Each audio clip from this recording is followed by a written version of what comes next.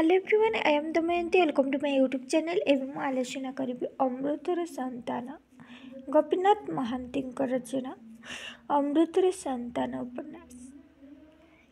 एटा हमर PG syllabus रो third semester रे अछि। केउ असरंती अतीतर पितृपुरुषंकर कंधी स्थान माल भितरे 4000 फुट उच्च गाँव सरबू साँतार घर है। मुख्य चरित्र होउछन्ति सरबू। से होउछन्ति कंध है। तार घर कौठी ना मोर कंधी स्थान माल भितरे 4000 फुट उच्च गाँव है।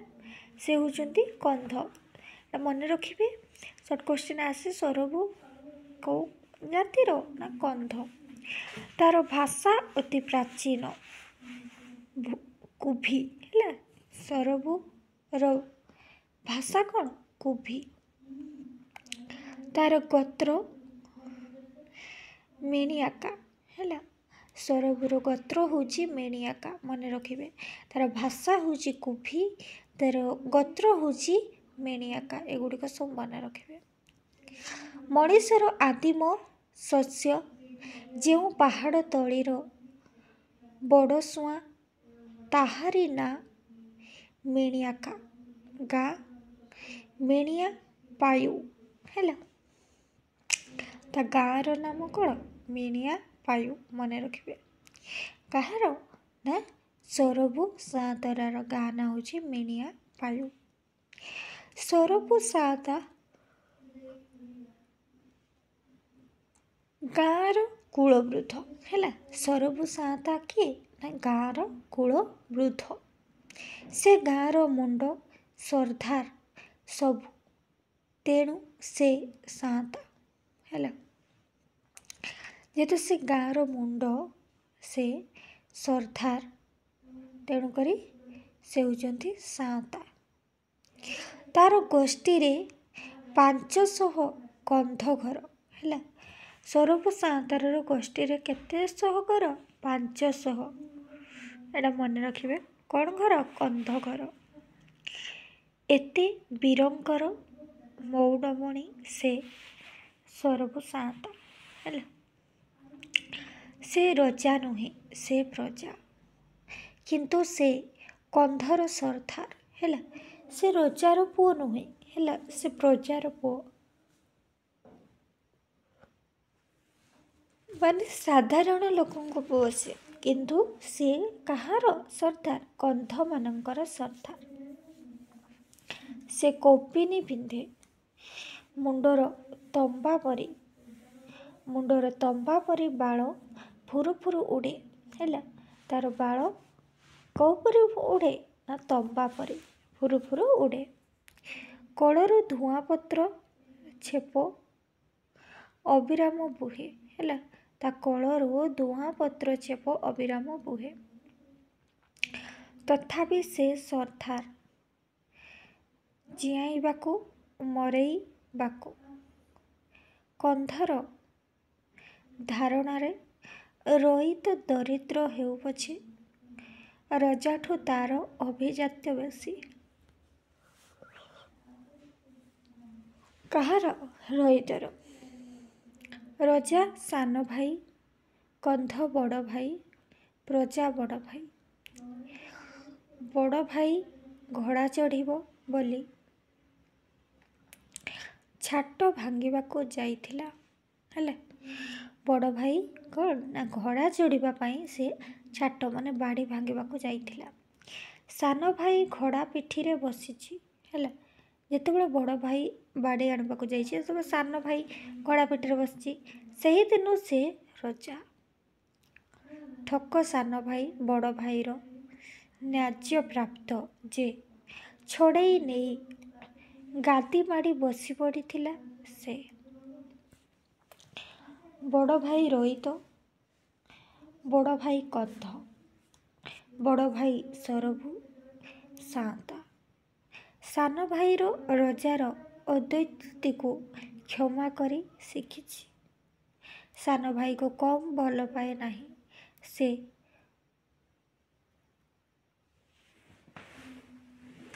ମାଳୁଆ ପାହାଡ଼ ପରି ଉଚ୍ଚ, ଆକାଶ ପରି ଉଦାର, ସରଳ, କନ୍ଧିଆ ଭାଇ। ସମୟ ଗଡ଼ିଯାଇଛି।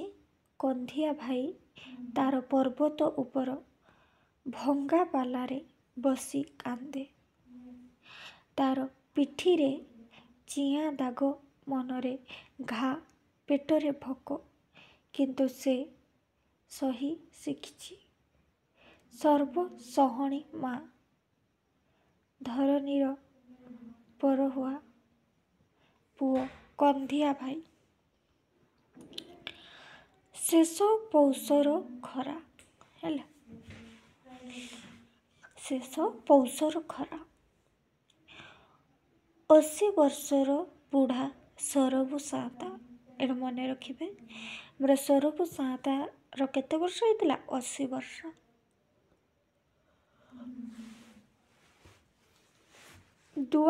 ଦୁଆରର ଶାଳ ଗଛକୁ ଆଉଜି ଅନେଇ ଅନେଇ ସ୍ୱପ୍ନ ଦେଖୁଥାଏ। ସରବୁ ସାଆନ୍ତା କ'ଣ କରୁଥାଏ ନା, ଦୁଆରରେ ଗୋଟେ ଶାଳ ଗଛ ଥାଏ, ତାକୁ ଆଉଜି ହେଇକି ଅନେଇ ଅନେଇକି ସେ ସ୍ୱପ୍ନ ଦେଖୁଥାଏ। ମୁହାଁମୁହିଁ ହୋଇ ସମସ୍ତ ଲମ୍ବ ଲମ୍ବ ଦୁଇ ସାଉଡ଼ି ଘର ଗଣିତିରେ ତାର ରାଜୁତି ଇତିଶ୍ରୀ। କିନ୍ତୁ ସେତିକି ନୁହେଁ।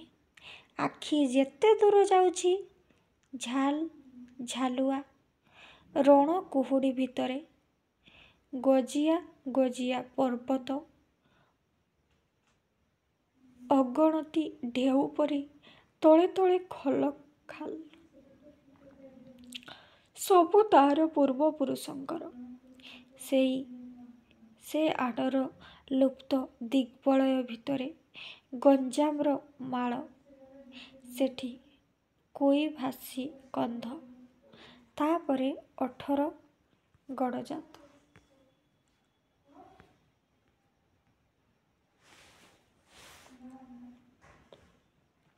ଛତିଶଗଡ଼, ତାପରେ ବସ୍ତର ମଧ୍ୟପ୍ରଦେଶର ଖଣ୍ଡିଆ ଭୋଇ, ମାଲ୍ୟବନ୍ତ ଗିରିର କୋୟା, ସବୁ ତାର ବିଶାଳ କନ୍ଧିସ୍ଥାନ। ସେଇଠି ତାର ବୁନିଆଦି ପୂର୍ବପୁରୁଷମାନେ ନାଚି କୁଦି ଗଲେ ସେ ମଧ୍ୟ ଯିବ। ସବୁ ତାର ହେଉ ପଛେ ସେ ରାଜ୍ୟ ଛଡ଼ା ବଡ଼ ଭାଇ ତ। ସରବୁ ସାଆନ୍ତା ବେମାର ଅଛି ହେଲା। ସରବୁ ସାଆନ୍ତାକୁ ବେମାର ହୋଇଛି। ଛାତିରେ ବଥା, ଦେହରେ ଦୁଃଖା।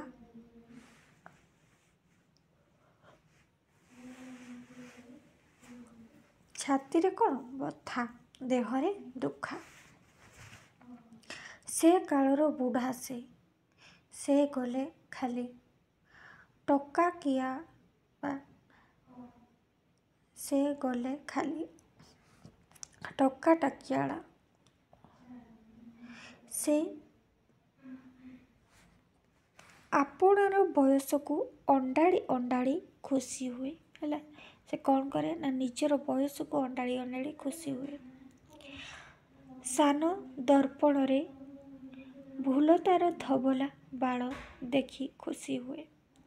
ତାର କନ୍ଧ ଦର୍ଶନ ଅନୁସାରେ ସେ ଭାବି ବସେ, ଖରାପ ଲୋକର ଆତ୍ମାର ପରଜନ୍ମ ହୋଇଥିଲେ ସେ ଚଞ୍ଚଳ ମରିଥାନ୍ତା। କେବଳ ଭଲ ଲୋକର ଆତ୍ମାର ପରଜନ୍ମ ହିଁ ଦୀର୍ଘ ଆୟୁଷ ପାଏ। ସେ ପରଜନ୍ମରେ ଭଲ ଥିଲା ଏବଂ ଏ ଜନ୍ମରେ ଭଲ ଅଛି। ୟାପରେ ଅବଶ୍ୟ ତାର ପରଜନ୍ମ ଅନିବାର୍ଯ୍ୟ। ସେ ଖୁସି ହୁଏ। କନ୍ଧ ସଂସ୍କୃତିର ଭଣ୍ଡାର ସେ। ତାହାରି ଉପରେ ନିର୍ଭର ଦେଇ ସେ କହେ, ଗଲେ ଯିବ। ଏଇଟା ପୁରୁଣା ହୋଇଗଲା, ଅକାମୀ ଦେହ। ଏଇଟାକୁ ଫୋପାଡ଼ି ଦେଇ ପୁଣି ଆଉଥରେ ଜନ୍ମ ହେବା ଭଲ। ସେ ଭାବେ ଜନ୍ମ ତାର ଆୟତ୍ତାଧୀନ, ତେଣୁ ଦୁଃଖ ନାହିଁ। ସେ କ'ଣ ଭାବେ? ଜନ୍ମ ତାର ଆୟତ୍ତାଧୀନ, ମାନେ ତା ଆୟତ୍ତରେ ଅଛି। ମାଳ ଜଙ୍ଗଲ ଆଡ଼କୁ ମୁହଁ କରି ସରବୁ ସାଆନ୍ତା ଭାବୁଥିଲା। ସରବୁ ସାଆନ୍ତା କ'ଣ କରୁଥିଲା? ନା ମାଳ ଜଙ୍ଗଲ ଆଡ଼କୁ ମୁହଁ କରିକି ସେ ଭାବୁଥିଲା। କ'ଣ ଭାବୁଥିଲା? ଆଉ ଥରେ ଜନ୍ମ ହେବ କି ନାହିଁ। କିଏ? ସେ। ସୁନ୍ଦର ମାଳଭୂମି, ଅତି ସୁନ୍ଦର ରଙ୍ଗର ପାହାଡ଼ ତଳେ ତଳେ ସ୍ଫଟିକ ସ୍ୱଚ୍ଛ ଝରଣା, ଚାରିଆଡ଼େ ହଳଦିଆ ଅଳସୀ ଫୁଲ ଭର୍ତ୍ତି, ଅଳସୀ ମହୁ କାନ୍ଥରେ ବି ଫେଣା ଝୁଲାଇବାକୁ ବ୍ୟସ୍ତ। ସବୁ ସୁନ୍ଦର। କିନ୍ତୁ ସରବୁ ସାଆନ୍ତା ଭାବୁଥିଲା କ'ଣ? ନା କନ୍ଧର ଦୁର୍ଭାଗ୍ୟର କଥା। ଦିନୁ ଦିନ ଦୁର୍ଭାଗ୍ୟ ବଢ଼ୁଛି। ତଳର ଜମି ଗଲା, କନ୍ଧ ଚଢ଼ିଲେ ପର୍ବତରେ। ହେଲା, କନ୍ଧ ମାନେ କେଉଁଠି ଚଢ଼ିଲେ? ପର୍ବତରେ। ସେଠି ବି ସବୁ ପରର ଆପଣାର ବୋଲି କିଛି ନାହିଁ। ଏଣିକି ପରର ବୋଝ, ପରର ଜୁଆଳି। ଦେହକୁ କାଟେ, ମନକୁ କାଟେ। କନ୍ଧର ରାଜ୍ୟ ସରିଛି। ତାର ଦେଶ ଛିନ୍ନ ଭିନ୍ନ। ହୁଏତ ଦିନେ ଲୋକ ଭୁଲିଯିବେ ଯେ କନ୍ଧ ବୋଲି କେବେ ଥିଲା। ହେଲା, ଲୋକମାନେ ଭୁଲି ଯାଇପାରନ୍ତି। ବଡ଼ ଭାଇ ସେ କିନ୍ତୁ ସବୁଦିନେ କାଙ୍ଗାଳି। ହେଲା, ତ ବଡ଼ ଭାଇ ସବୁଦିନେ କାଙ୍ଗାଳି। ବୁଢ଼ା ମାନେ କହୁଥିଲେ। କ'ଣ କହୁଥିଲେ?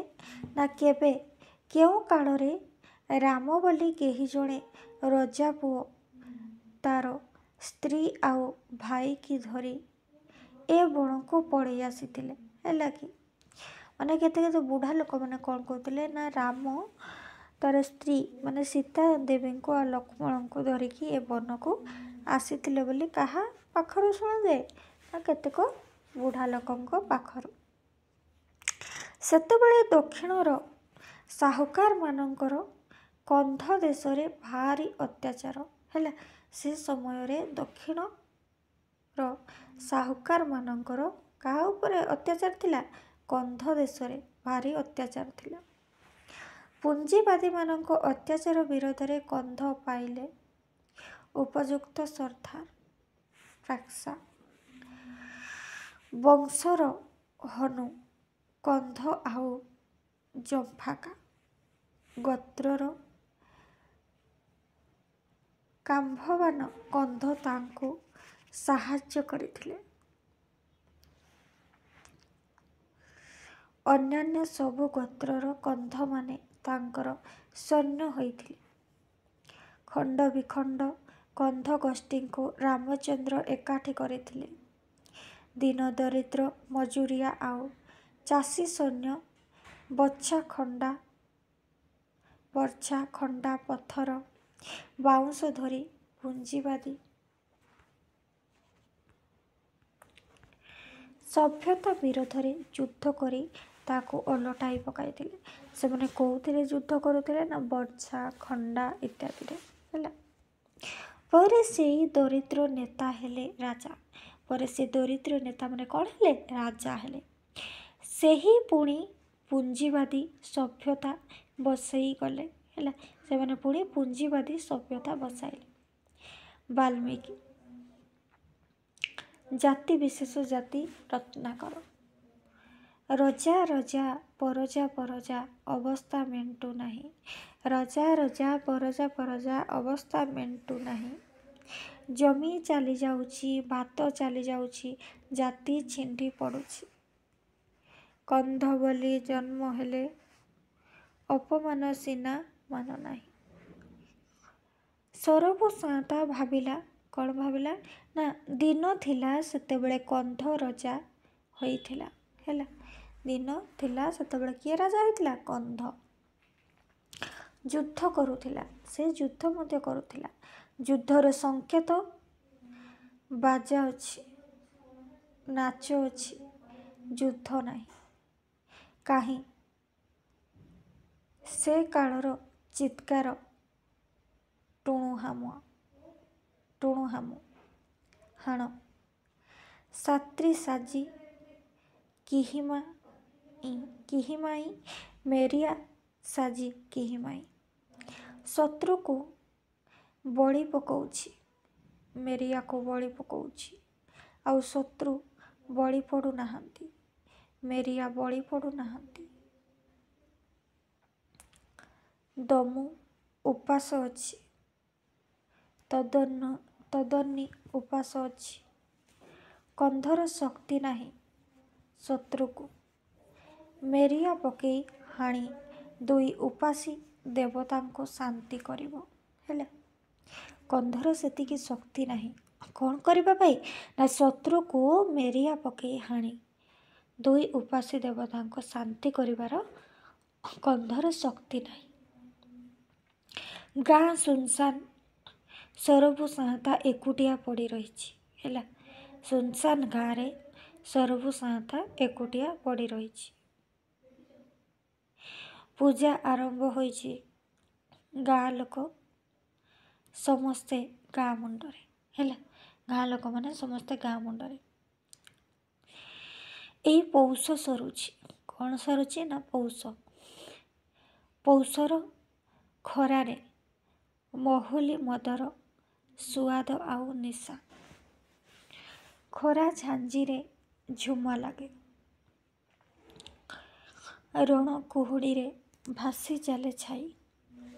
ଅତୀତର ଆଉ ଭବିଷ୍ୟତର ବୁଢ଼ାର ଆଖି ବୁଢ଼େଇ ଆସେ ଭାବି ଭାବିକା।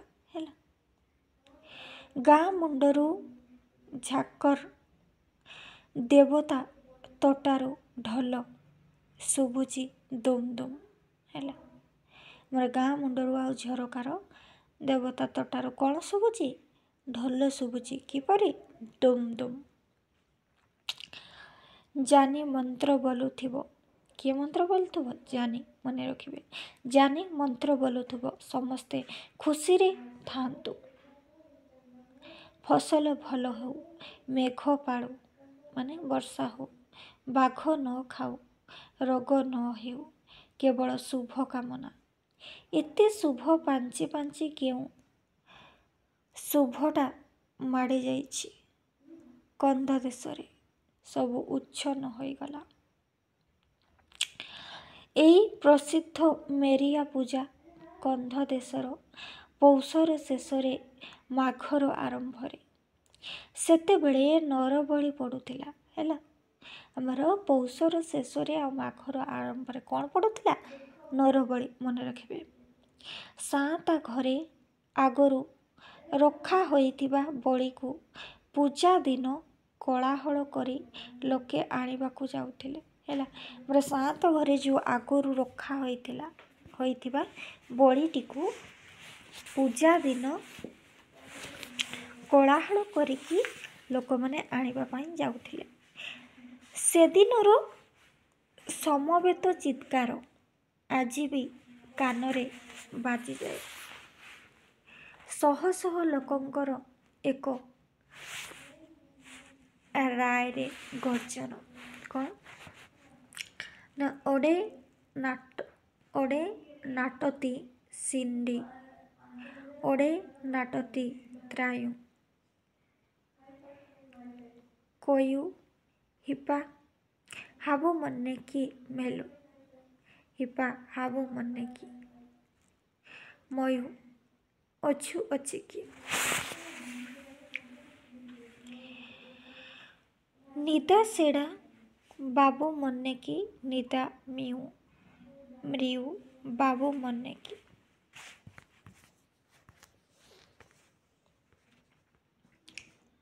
ନାଗେ ମାଘ ଲେଞ୍ଜ ୱାତେ ବୁସୁ ଲେଞ୍ଜୁ ୱାତେ,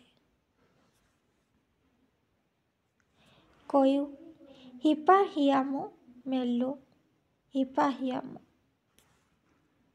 ପ୍ରଥା ଅନୁସାରେ ସାଆନ୍ତାକୁ ଟଙ୍କା ଦେଇ କିଣି ନେଇଛନ୍ତି। ହେଲା, ସାଆନ୍ତାକୁ କ'ଣ ଦେଇ କିଣି ନେଇଛନ୍ତି? ଟଙ୍କା ଦେଇ। ଦମ୍ଭୁ ଦର୍ତ୍ତନୀ ପାଇଁ ଦମ୍ଭୁ ଦର୍ତ୍ତନୀ ପାଇଁ ମାରିଛନ୍ତି। କୋଉଥିପାଇଁ ମାରିଛନ୍ତି ନା ଦମ୍ଭୁ ଦର୍ତ୍ତନୀ ପାଇଁ। କେତେ ନିର୍ଦ୍ଦୋଷ ଲୋକ ବଳି ପଡ଼ିଛନ୍ତି ଦେବତାର ପଥର ତଳେ। ହେଲେ କେତେ ନିର୍ଦ୍ଦୋଷ ଲୋକମାନେ ଦୋଷ ନ କରିଥିଲେ ମଧ୍ୟ ସେ ଲୋକମାନଙ୍କୁ ବଳି ଦିଆହେଇଛି ହେଲା ଦେବତାର ପଥର ତଳେ। ଅନ୍ଧବିଶ୍ୱାସ ଥିଲା। ଆଜି ନରବଳି ଆଉ ନାହିଁ। ମଣିଷ ପରିବର୍ତ୍ତେ ଘୁଷୁରୀ, ଘୁଷୁରୀ ନ ମଳିଲେ ମୂଷା ବଳି। ଧର୍ମ ମୂଷାର ରକ୍ତ ଖାଉ। ଧର୍ମ ମୂଷାର ରକ୍ତ ଖାଉ। ଦର୍ତ୍ତନୀ ଖାଉ। ମଣିଷକୁ ଖାଇ ଖାଇ ଖଳପା କରିସାରିଛି। ଆଉ ମଣିଷର ରକ୍ତ ନାହିଁ।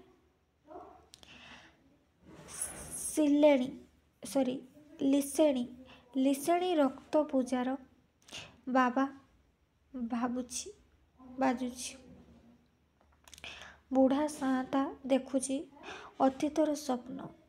ଯେତେବେଳେ କହିବାକୁ ବାଛିବାକୁ କେହି ନଥିଲା, ମଣିଷର ଧାରଣା ଥିଲା ଆପଣାର ରକ୍ତ ତର୍ପଣରେ ଦେବତାର ଶାନ୍ତି। ତେଣୁ ମଣିଷ ଆତ୍ମତ୍ୟାଗ କରୁଥିଲା। ଆପଣା ଭିତରୁ ଜଣକୁ ବଳି ପକେଇ ଦେବତା ପାଖେ ଚିତ୍କାର କରୁଥିଲା। ଆଜି ହିଲାରେଠୁ କାଢନି ହିଲାରେଠୁ আবারে মরবে বালারে মরবে রাজি খাঁ গাল আতে জকা বিশি গালা হিলারেটু।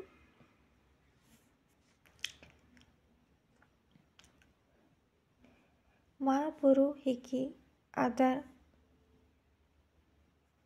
ହିହି ମଞ୍ଜାଇ ମାନେ ମହାପ୍ରଭୁଙ୍କୁ ଖାଦ୍ୟ ଆମେ ଦେଉଛୁ।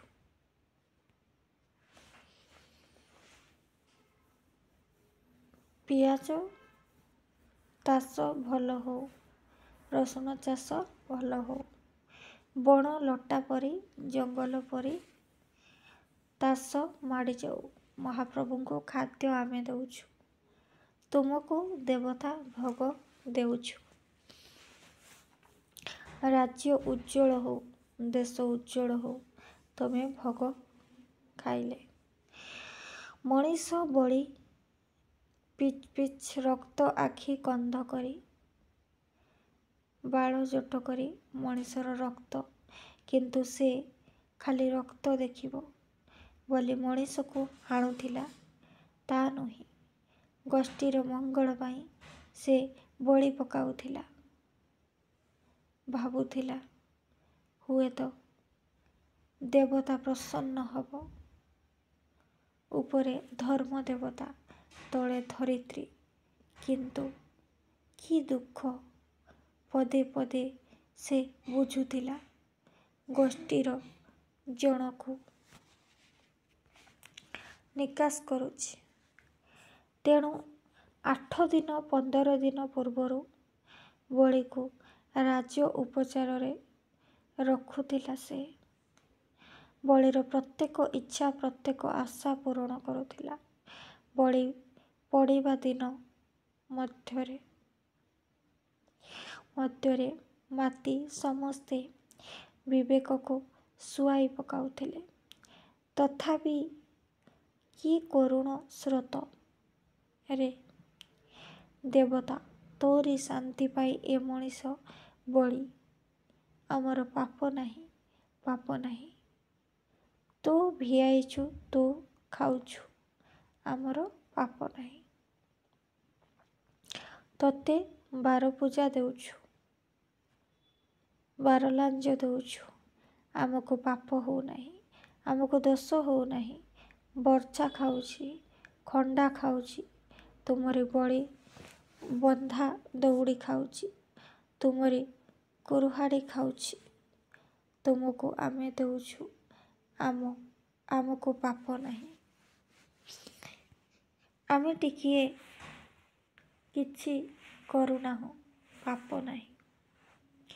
ଏହିପରି ଆପଣାକୁ ଠକି ଧର୍ମ ପାଇଁ ଦର୍ତ୍ତନୀ ପାଇଁ କେତେ ନିର୍ଦ୍ଦୋଷ ଲୋକଙ୍କୁ ସେମାନେ ବଳି ପକାଇ ଦେଇଛନ୍ତି। ଆଜି ସାଆନ୍ତର ଆୟୁଷ ସରି ଆସିଛି। ହେଲା, ଆଜି କ'ଣ ହେଇଛି ନା ସାଆନ୍ତର ଆୟୁଷ ସରି ଆସିଛି। ସବୁ ବଳି ସରିଛି। ଧର୍ମ ଅଛି, ଦର୍ତ୍ତନୀ ଅଛି। କନ୍ଧର କିଛି ବଡ଼ତି ଘଟି ନାହିଁ। ସରବୁ ସାଆନ୍ତା ଭାବୁଥିଲା, କ'ଣ ଭାବୁଥିଲା ନା ସବୁ ବୃଥା, ସବୁ ଅନ୍ଧାର। ଆଗରେ ଆଉ ପଛରେ ଜୀବନଟା ସୁଖରେ କଟିଛି।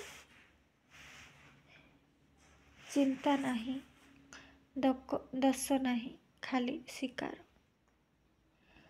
ତାସ ମଦ ଆଉ ଫୁର୍ତ୍ତି। ରେ ବୋଲି କାହାଠୁ ଶୁଣି ନାହିଁ। ହଜୁର ବୋଲି କାହାକୁ ଡାକି ନାହିଁ। ଯାହାକୁ କହିଲେ ବି ଅଡ଼େଶୋଇ ହେ ସାଙ୍ଗୀ। କାହାରି ସ୍ତ୍ରୀକୁ ଚାହିଁ ନାହିଁ, କାହାରି ଜମିକୁ ଝିଙ୍କି ନାହିଁ। ସିଧାସଳଖ ସେ ଶାଳ ଗଛ ପରି। ଆଜି ଦିନ ସରି ଆସିଛି। ଯେପରି ଏଡ଼େ ବିଶାଳ ବୃକ୍ଷର ଏତେ ବିଶାଳ ବୃଷାଳ ଦେହ ଭିତରେ କେଉଁଠି କଳ ବିଗିଡ଼ି ଯାଇଛି, ଅଟକି ଯିବ କେଉଁ ମୁହୂର୍ତ୍ତରେ। ଯାଉ ପୁଣି ଜନ୍ମ ହେବ ସେ। ମାଣ୍ଡିଆର ସୁଆଦ ଅଛି, ମାଂସର ସୁଆଦ ଅଛି, ମଦରେ ଅଛି ନିଶା, ଆଉ ସୁନ୍ଦର ବନଭୂମି। ଏଇ ଅଳସୀ ଛୁଆଁ ଢାଲୁଆ ସାନ ପର୍ବତ। ସବୁଜା ନେଳି ପିନ୍ଧା କରମଙ୍ଗା ପରି। ପାହାଡ଼ ତା ଉପରେ ହାଲୁକା ହୁଗୁଡ଼ା ରଙ୍ଗର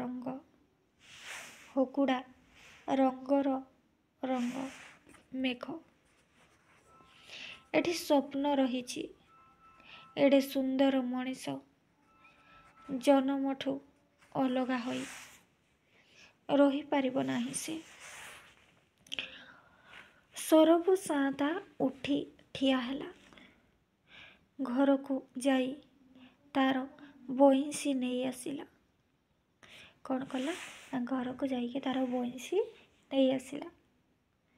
ପୌଷର ମନ ଭୁଲାଣିଆ ଖରାରେ ଠିଆ ହୋଇ 2 ହାତ ଲମ୍ବା ବଇଁଶୀରେ 2 କୋଶ ଲମ୍ବା ରାଗିଣୀ ଛାଡ଼ିଦେଲା ସେ ମାଳ ଉପରେ। ତାର ବିବାହ କାଳର ରାଗିଣୀ। କ'ଣ ନା ଯେଇତା ନିଲସୋ ମା ବାଇଲେ ଯେଇତା ତାଲସୋ ମା ବାଇଲେ। ଏଇ ମାଳ ଉପରେ ହଜି ଯାଇଥିବା ଯୌବନ କଳାର ପ୍ରେୟସୀ ତାଲସ। ଲମ୍ବର ଡୁମ୍ବରମାନଙ୍କର ନାଁ ଧରି ପ୍ରାଚୀନ ରୀତିରେ ବୁଢ଼ା ସାଆନ୍ତା ବଇଁଶୀରେ ଡାକିଗଲା। ଯେପରିକି ତାକୁ କାଳିସୀ ଲାଗିଛି। ନାଚିନୀ ଦେବତା ଲାଗିଛି ସେ ବି। ଜୀବନୀ ଶକ୍ତିକୁ ପୂଜା କରିବ ବଇଁଶୀରେ। ସେ କ'ଣ କରିବ?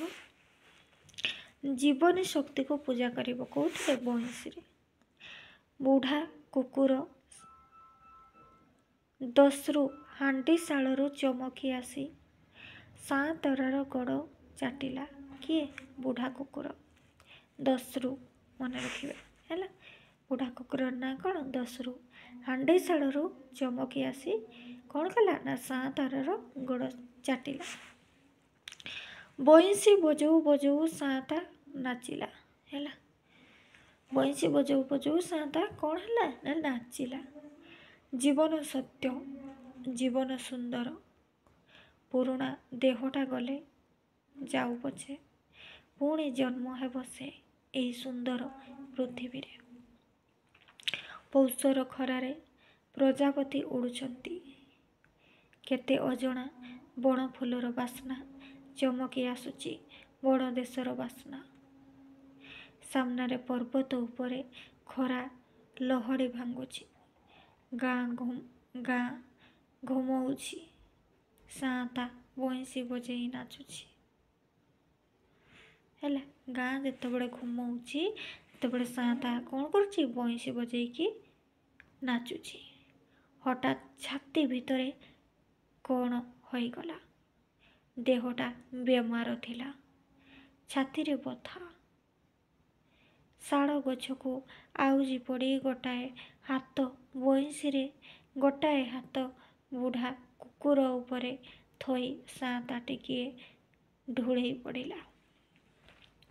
ସାଆନ୍ତା କ'ଣ କଲା ନା ଗୋଟେ ହାତ ସେ କୁକୁର ଉପରେ ରଖିଲା, ଆଉ ଗୋଟେ ହାତ ବଇଁଶୀ ଉପରେ, ଆଉ ଦେଇକି ଗଛରେ ଶାଳ ଗଛକୁ ଆଉଜି ହେଇ ଢୁଳେଇ ପଡ଼ିଲା। ଛାତି କ'ଣ ହୋଇଗଲା, ମୁଣ୍ଡରେ ଯନ୍ତ୍ରଣା, ଆଖି ଆଗରେ ଗୋଲ ଗୋଲ କଳା କଳା ଛାଇ।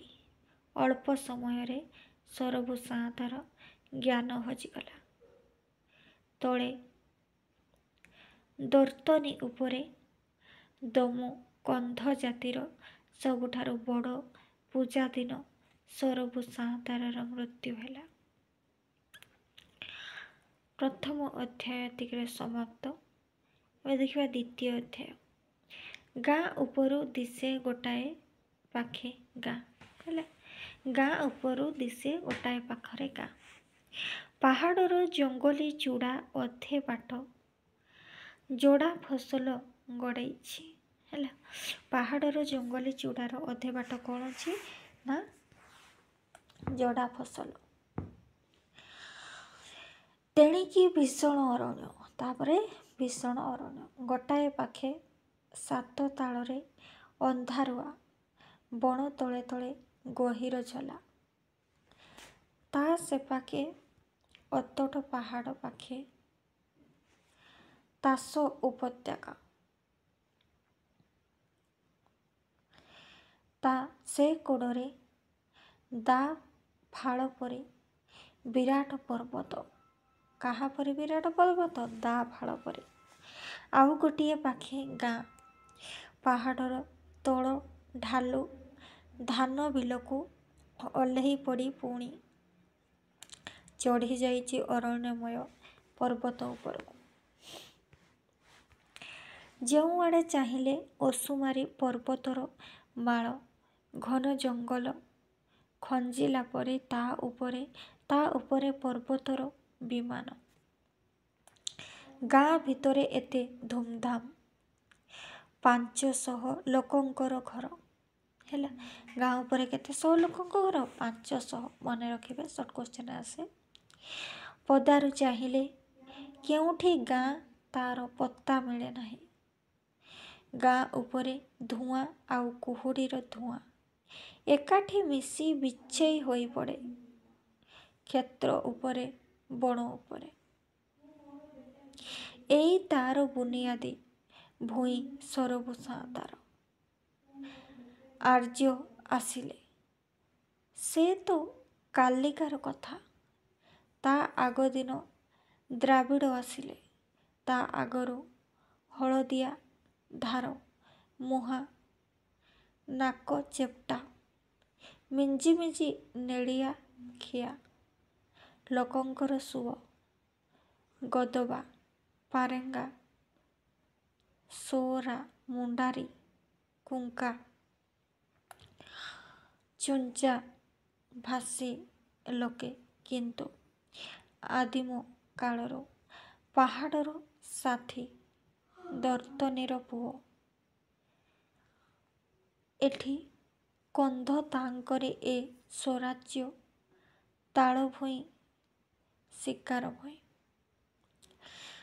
ପାହାଡ଼ର ଗଣ୍ଡ ପରି ବିଶାଳ ଦେହ ତାର ଶାଳଗଛ ମୂଳେ ପଡ଼ି ରହିଛି। ହେଲା, ତାର ବିଶାଳ ଦେହ କୋଉଠି ପଡ଼ି ରହିଛି? ଶାଳ ଗଛ ମୂଳେ। କାହା ପରି? ପାହାଡ଼ର ଖଣ୍ଡ ପରି। ପବନ ଝିମି ଝିମି କରୁଛି। ସତେକି ବଇଁଶୀର ଶେଷ ଦାନର ସବା ଶେଷ ଲହଡ଼ିଟି ବୁଲି ଲାଗିଛି, ଭଉଁରୀ ଲାଗିଛି। ଗାଁ ସୁନସାନ୍, ଗାଁ ଲୋକେ ପୂଜାରେ ବ୍ୟସ୍ତ। କିଛି ସମୟ ଗଲା ସାଆନ୍ତାର ସରଶବ୍ଦ ନାହିଁ। ମାଛି ବେଢ଼ିଲେ ପ୍ରଭୁର ଦେହ ପାଖେ ବସି।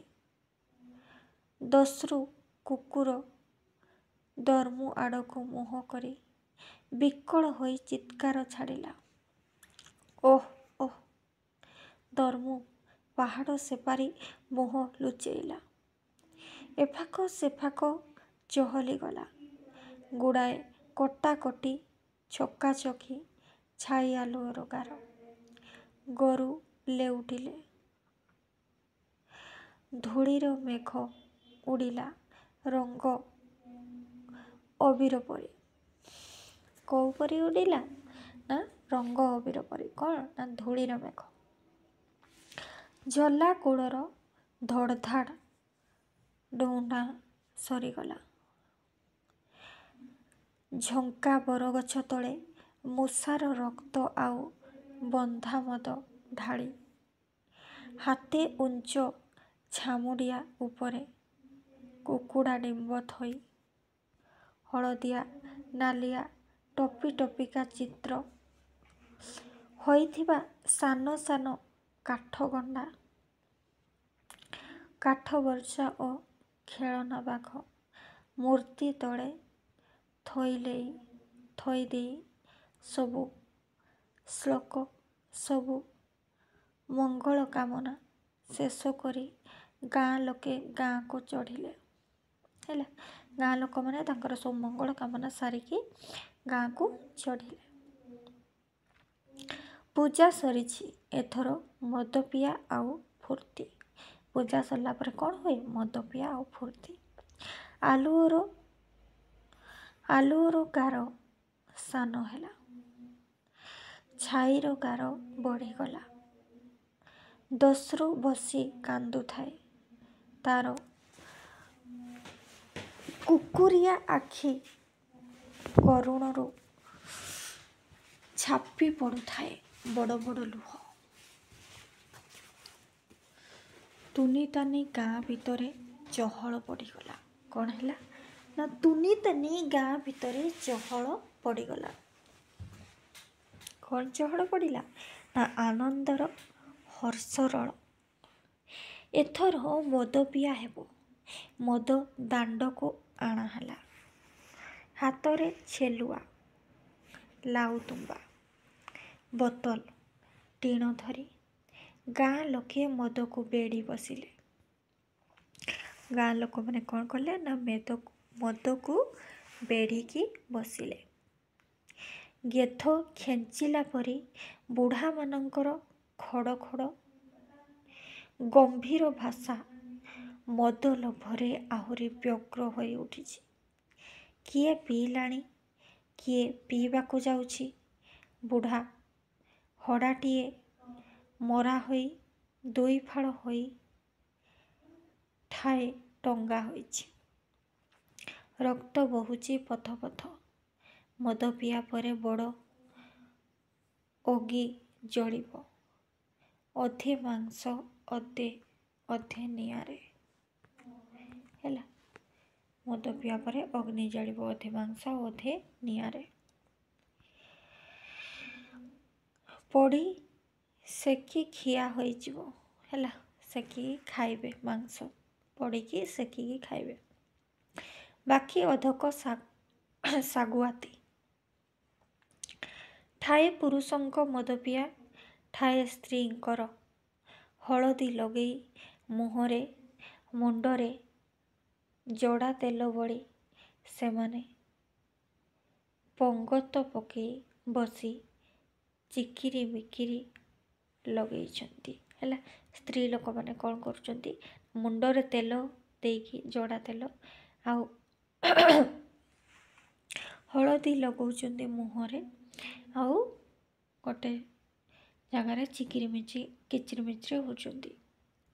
ଏଠି ସେଠି 2 ଜଣ 4 ଜଣ କନ୍ଧ କକରାରୁ ପିଲାମାନେ ଅଣ୍ଟାରେ ସାନ ସାନ କୌପିନି ଖସି ଦେଇ 1 ଗୋଡ଼ିକିଆ 2 ଗୋଡ଼ିକିଆ ଡେଉଁଛନ୍ତି। କେଉଁମାନେ? ଛୋଟ ଛୋଟ ପୁଅ ପିଲାମାନେ ଡେଉଁଛନ୍ତି ଆଉ ଖେଳୁଛନ୍ତି,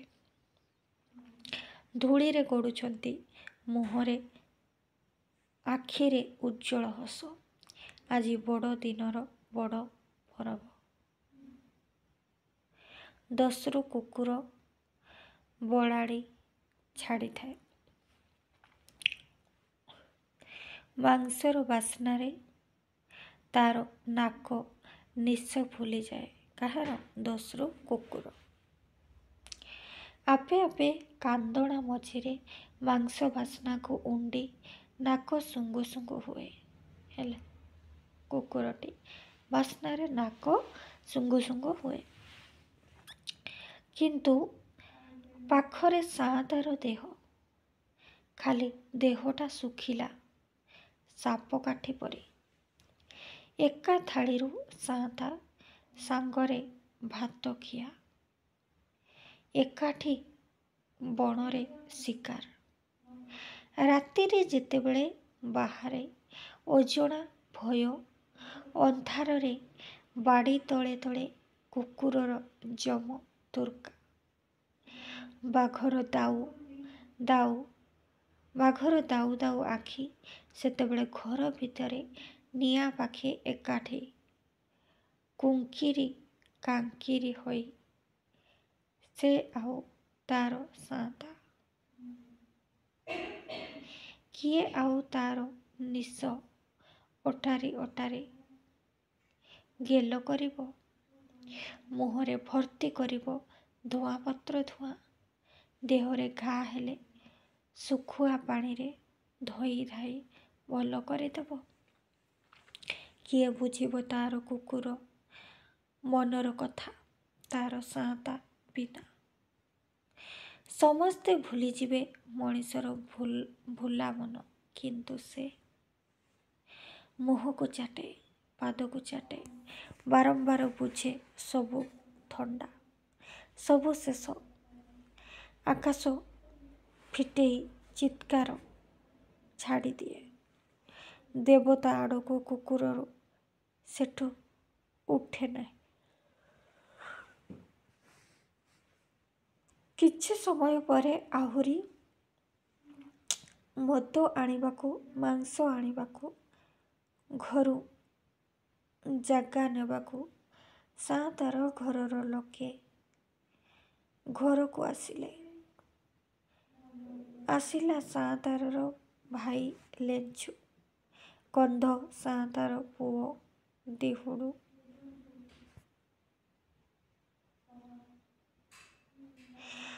9 ମାସର ଗର୍ଭ ସାଆନ୍ତାର ଅଭିଆଡ଼ି ଝିଅ ବୁବୁଲି, ତାର କୁଟୁମ୍ବ ଏତିକି। ଲେଞ୍ଚୁ ପାଖ ବଖରାରେ ପଶିଲା। ମଦ ରଖିବାକୁ ସେ ସାନ ଟିଣଟିଏ ରଖିଛି। ଦିହୁଡୁର ଆଖି ଟଳ ଟଳ। ବୁବୁଲି ବେଶ ହୋଇଛି। ସମସ୍ତେ ଭାବିଥିଲେ ସାଆନ୍ତା ସବୁଦିନ ପରି ଅଳସେଇ ଶୋଇପଡ଼ିଛି। ହେଲା, ସମସ୍ତେ କ'ଣ ଭାବିଥିଲେ? ନା ସାଆନ୍ତା ସବୁଦିନ ପରି ଶୋଇପଡ଼ିଛି। ଦିହୁଡୁ ବିରକ୍ତ ହେଲା। ଆଜି ପରା ଦିନରେ ଆନନ୍ଦ ମଉଜରେ ନ ମାତି ବାପ ପର୍ଯ୍ୟନ୍ତ ଶୋଇଛି। ଆଉ ଟିକିଏ ଗଲେ ଆଲୁଅ ଚାଲିଯିବ।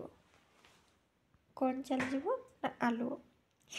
ଦିହୁଡୁ ଭାବିଲା, କ'ଣ ଭାବିଲା? ନା ବାପକୁ ଉଠେଇ ଦେବା ତାର କର୍ତ୍ତବ୍ୟ। ଗାଁ ମଦରୁ ଆଗ କିଛି ପେଟରେ ସାଇତୁ ସେ, ମାନେ କିଛି ଖାଉ, ତାପରେ ଘରେ ସାଇତା ହେବ। ଦିହୁଡୁ ପାଖକୁ ଗଲା। କୁକୁରଟାର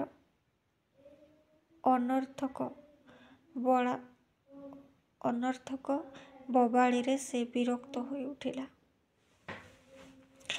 ଟେକା ଉଞ୍ଚେଇ କୁକୁରର ପାଖକୁ ସେ ଚମକିଗଲା। ସାଆନ୍ତରାକୁ ଡାକିଲା, ଜବାବ ନାହିଁ। ହେଲା, ସେ ଯେତେବେଳେ ସାଆନ୍ତରାକୁ ଡାକିଛି କିଛି ଜବାବ ନାହିଁ, ଦେଲା ଜବାବ ନାହିଁ। ଅଳ୍ପ ମଦ ନିଶା ଘାରିଥିଲା ତାକୁ। ତାପରେ ବାରମ୍ବାର ହଲାହଲିରେ ସେ ବୁଝିଲା, କ'ଣ ବୁଝିଲା ନା ତାର ମଦ ଭଳ ମୁଣ୍ଡ ପଛକୁ ଘୁଞ୍ଚେଇ ଦେଇ ଛାତି ଭିତରେ ବେନ୍ସିରା ହାଡ଼ ଭିତରେ ପଶିଗଲା ଯେପରି ଶୀତର ସୁଅ। ଶେଷ ଥର ବାପା ବୋଲି ଡାକି ଦେଇ କପାଳରେ ହାତ ଦେଇ ଦିଉଡୁ ଥକାଇ ବସି ପଡ଼ିଲା। ଦିଉଡୁ ପାଟି କଲା। ଘରର ଲୋକେ ଜମା ହେଲେ। ସମସ୍ତେ ମିଶି କାନ୍ଦିଲେ, କୋଡ଼ିଲେ, ଛାତିରେ ପଟିଲେ, ନଖରେ ଗାଲକୁ ଚୁମୁଟି ଚୁମୁଟି ଅଟାରି ଲହୁ ବୁନ୍ଦାଇଲେ।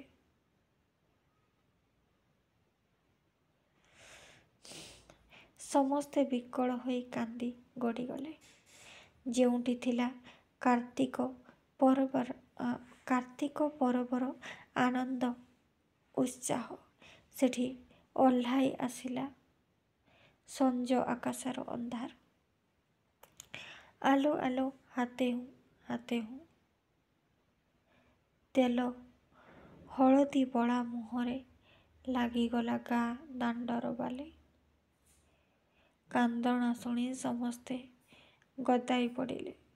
କାନ୍ଦଣା ବଢ଼ିଲା। ଧାଡ଼ି ଧାଡ଼ି ହୋଇ ସ୍ତ୍ରୀ ଲୋକମାନେ ଆସି ବସି ସମସ୍ୱରରେ ବିଳାପ କଲେ ଗୀତ ଯଥା ଆଲୋ ଆଲୋ ହାତେ ହୁଁ ପାପୁ ନିକେ ଅୟାତା ହଣାକି ନିକେ ତିଞ୍ଜା ତାଣାକି ପାପୁ। ପୁରୁଷମାନେ ସାଆନ୍ତରାର ଶବକୁ ବେଢ଼ି ବ୍ୟସ୍ତ ହୋଇ ପଡ଼ିଲେ। ପୁରୁଷମାନେ କ'ଣ କଲେ ନା ସାଆନ୍ତରାର ଶବକୁ ବେଢ଼ିକି ବ୍ୟସ୍ତ ହୋଇ ପଡ଼ିଲେ। ଅନେକ କାମ ବାକି। ଦସ୍ୟୁ ଉଠିଲା। ତାର ଫୁଲ ଛାଞ୍ଚୁଣୀ ପରି ଲାଙ୍ଗୁଡ଼ଟିକୁ ତଳେ ପିଟିଲା। କୁକୁରଟି ହେଲା, ତାର ନାମ ଦସ୍ୟୁ। ଦେହଟାକୁ ଝାଡ଼ିଲା।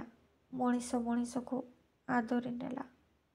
ଏଥର ତାର ଚୁଟି, ମାଂସର ବାସ୍ନା, ରକ୍ତର ବାସ୍ନା ଉଣ୍ଡି ଉଣ୍ଡି ସେ ଚାଲିଲା।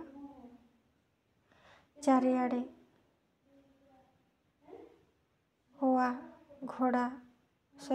ଘୋଘା। ତାହାରି ଭିତରେ ସମସ୍ୱରରେ ମୃତ୍ୟୁର ଛନ୍ଦ।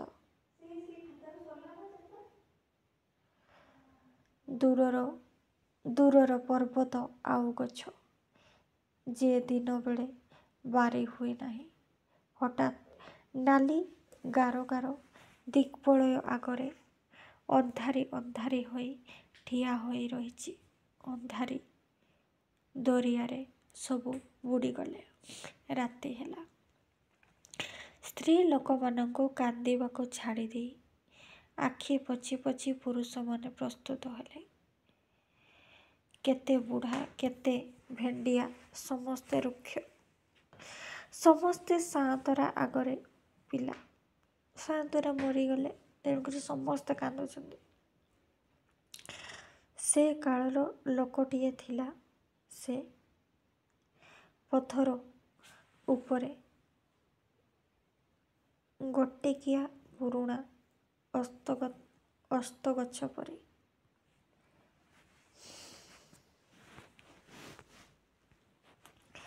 କିନ୍ତୁ କାମ ଅନେକ ବାକି। ବସି ରହିଲେ ଚଳିବ ନାହିଁ ତ। ବୁଢ଼ା ଜାମିରୀ କନ୍ଧ ପିକା ଲଗେଇ ଦେଇ ଘାଗଡ଼ା ଗଳାରେ ପାଟି କଲା, କିରେ ବସିଥିବ କିରେ? ଏତିକି ଯେମିତି ସମସ୍ତେ ଅପେକ୍ଷା କରୁଥିଲେ। କାମ୍ବେଲା ଜାନିର ସ୍ମରଣ ହେଲା। ସେ ଗାଁ ପୁରୋହିତ। କିଏ? କାମ୍ବେଲା ଜାନି, ଗାଁର ପୁରୋହିତ, ମନେ ରଖିବେ। ପାଣ୍ଡ କନ୍ଦର ଯେ ସେ ଗାଁର ଡିଶାରେ। କେବଳ ମଦନ ନିଶାରେ କାନ୍ଦି ଲାଗିଥିଲେ। ରାତି ପାହିଯିବ। ଗାଁର ଚାକିରିଆ ଏକ ପକ୍ଷରେ, ଗାଁର ବୁଦ୍ଧିଦାତା ବାରିକ ବର୍ଷା ମୁଣ୍ଡାର ଶବ ସଂସ୍କାର ବିଷୟରେ ଯୋଗାଡ଼ କରିବାକୁ ପାଟି କରି ବୁଲିଲା। ମଦ ହାଣ୍ଡି ଘରକୁ ନିଆ ହେଲା। କାନ୍ଧରେ ଟାଙ୍ଗିଆ ପକେଇ ଅନ୍ଧାର ଭିତରେ ବଣ ଲୋକେ ଅଦୃଶ୍ୟ ହୋଇଗଲେ। ସବୁକୁ ବେଢ଼ି ବସି ସ୍ତ୍ରୀ ଲୋକମାନଙ୍କର ବିଳାପ ଲାଗିଥାଏ। ମରଣର ସଙ୍ଗୀତ। ସାଆନ୍ତା ସଙ୍ଗୀତ ଭଲ ପାଉଥିଲା। ସାଆନ୍ତା କ'ଣ ଭଲ ପାଉଥିଲା? ସଙ୍ଗୀତ। ତାର ଜନ୍ମ ସଙ୍ଗୀତରେ, ମରଣ ସଙ୍ଗୀତରେ। ଅନ୍ଧାର ଘଟିଥାଏ, ଘର ଆଗେ ଆଗେ ନିଆଁ ଜଳୁଥାଏ। ହେଲା, ଅନ୍ଧାର ଘଟିଥାଏ ଆଉ ଘର ଆଗେ ଆଗେ ନିଆଁ ଜଳୁଥାଏ। ପିଣ୍ଡାରେ ଫୁସ୍ଫୁସ୍ ଗପ। କେହି ପିଲା ତଳକୁ ଓହ୍ଲେଇ ଯାଇ କୌତୂହଳୀ ହୋଇ ଅନେଇଲେ। ମାଆମାନେ ଆକଟି ଘୋଷାରି ଆଣୁଥାନ୍ତି ଛୋଟ ପିଲାମାନଙ୍କୁ। ପରିଚିତ ପୃଥିବୀର ଶେଷ କାକର ଖାଇ ସରବୁ ସାଆନ୍ତା ଶୋଇ ରହିଥାଏ।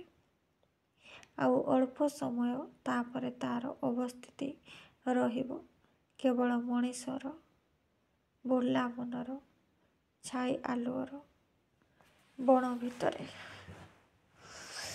ସେଇଠି ସେ ରହିଥିବ ଦେଖାଛୁଆଁ ପୃଥିବୀରେ, ଯାହାର କଟିଗଲା ଗୋଟାକ ପରେ ଗୋଟାଏ ହୋଇ 4 କୋଟି ବର୍ଷ। ଦିହୁଡୁ ଶବ ସଂସ୍କାର ବନ୍ଦୋବସ୍ତ କରିବାକୁ ଯାଇଥାଏ। କାନ୍ଦୁଥାନ୍ତି ପୁୟୁ ଆଉ ଫୁବୁଲି। ପୁୟୁକୁ କଣ୍ଢେଇ ଧରିଥାଏ ଜାମିରୀ କନ୍ଧର ବୁଢ଼ୀ। ଛି ମା, ଅସଜ ମଣିଷ ତୁ, ଏମିତି ଅଧୀର ହୋଇ କାନ୍ଦନା, ଭୁଲ ନୁହେଁ। ପୁୟୁର କଇଁ ଉଠୁଥାଏ। ଶ୍ୱଶୁର ତାର ବାପଠୁ ବଳି। ବାପ ପିଲାଦିନୁ ମରିଥିଲା। ସାଆନ୍ତା ଗେହ୍ଲେଇ ଡାକେ, ପୁୟୁ ମୋର ଫୁଲର ରାଣୀ, କୁଆଡ଼େ ଗଲୁ ପୁୟୁ? ପୁୟୁର ପେଟ ଫୁଲେ। ଦିନୁ ଦିନ ଆଗ୍ରହରେ ସେ ଅନାଏ ସ୍ୱାମୀ ମୁହଁକୁ। ସ୍ୱାମୀ ତାର ଆଗ୍ରହ ବୁଝେ ନାହିଁ। ହସି ଦେଇ ଚାଲିଯାଏ କାମରେ। କିନ୍ତୁ ସାଆନ୍ତା ଭିନେ ପୁୟୁର ଗୋଡ଼ଠୁ ମୁଣ୍ଡ ଯାକେ ଚାହିଁ ମୁଣ୍ଡ ହଲଉଥାଏ।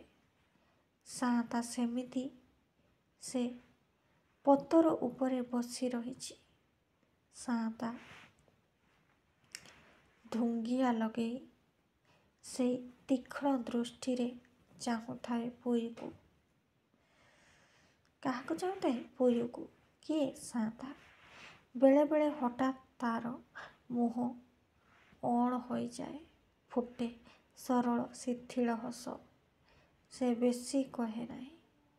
ତାର ମୁହଁର ଛବି ବୁଝାଏ ତାର ମନର କଥା। ପୁୟୁ ଖୁସି ହୁଏ। ସେଇ ବୁଢ଼ାଟା ସେ ଆଜି ନାହିଁ।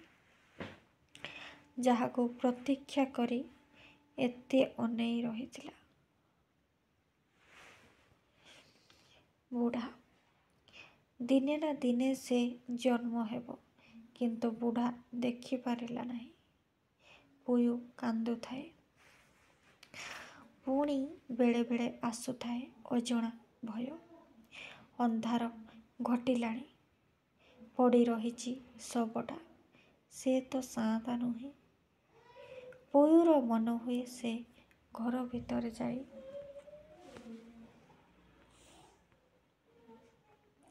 ଶୋଇପଡ଼ିବ, କିନ୍ତୁ ସେ କାନ୍ଦେ।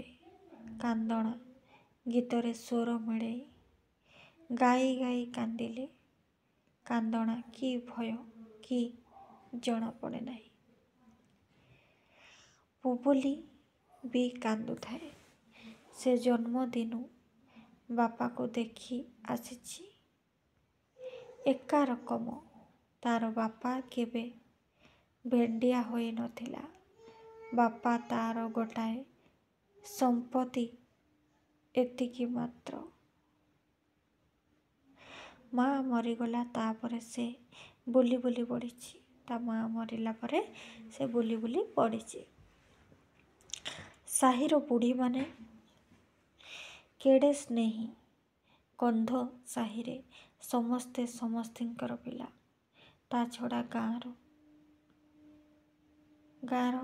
ଟୋକିମାନେ ଦଳର ଝିଅ। ସେ ଏକୁଟିଆ ଜଣକର ନୁହେଁ। କିନ୍ତୁ ବାପା ତାର ଆଶ୍ରିତ।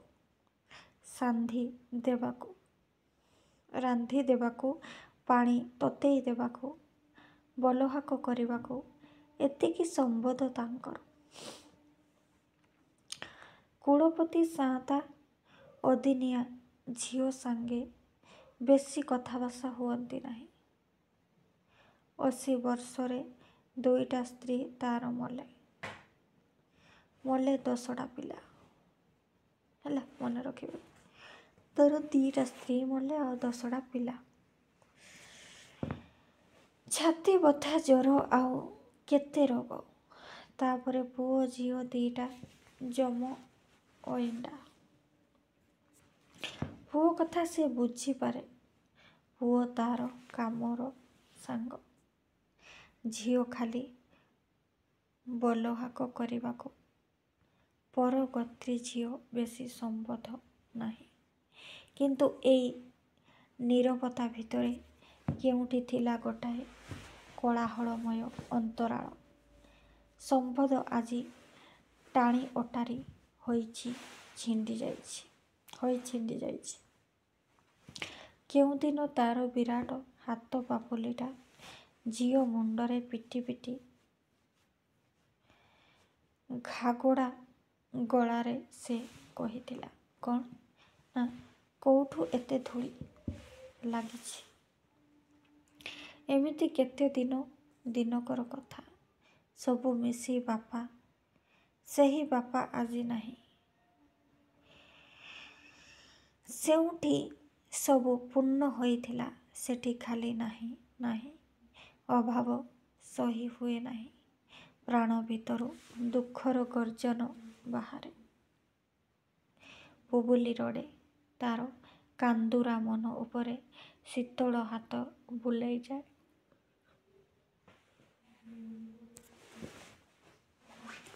ଗାଁ ସ୍ତ୍ରୀ ଲୋକମାନଙ୍କର ଐକତାନ ବିଳାପ। ସେ ସତେ କି ରୁନ୍ଧି ରଖା ଭିତରେ ବାଟ ଦେଖାଏ। ବୁବୁଲି କିଛି ସମୟ ବେସୁରା ହୋଇ କାନ୍ଦି ଗଡ଼ି ପୁଣି ପ୍ରାଚୀନ କାନ୍ଦଣାର ଛାନ୍ଦରେ କଣ୍ଠ ମିଶେଇ ଦେଇ ଆଗରେ ଚାଲେ। କନ୍ଧ ଗାଁ ରିଙ୍ଗାଜାନି। ସେ ପୁରୋହିତ ଜ୍ୟୋତିଷ। ମନେ ରଖିବେ, ସେ କ'ଣ ପୁରୋହିତ ଜ୍ୟୋତିଷ। ସେ ଯୋଗ ଦେଇଛି ଶୀଘ୍ର ମୋହ ସଞ୍ଜ ଥାଉ ଥାଉ ଶବ ସଂସ୍କାର ନ କଲେ କାଲି ଯାକେ ଅପେକ୍ଷା କରିବାକୁ ପଡ଼ିବ।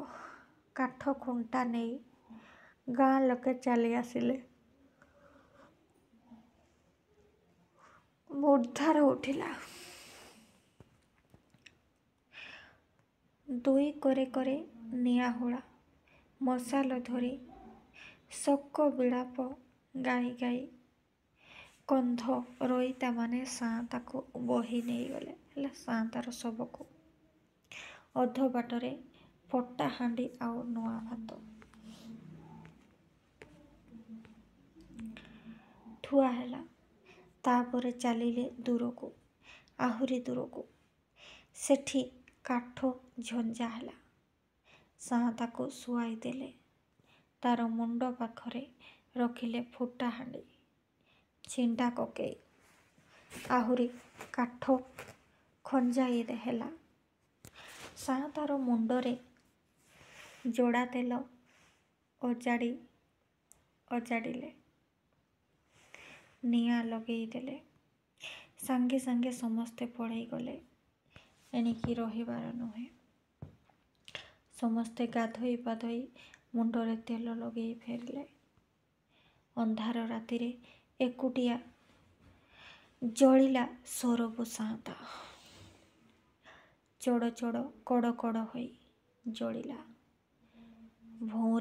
ଭଉଁରିକା ଅଲଗା ବେଣୀ ପରି ଧୂଆଁ ଉଠିଲା ଉପରକୁ। ତା ତଳେ ବିକଟାଳ ନେଳିଆ ନିଆଁ। ଧାସ ନିଆଁର ଲହଡ଼ି। ସାଆନ୍ତା ଜଳି ଭସ୍ମ ହେଲା।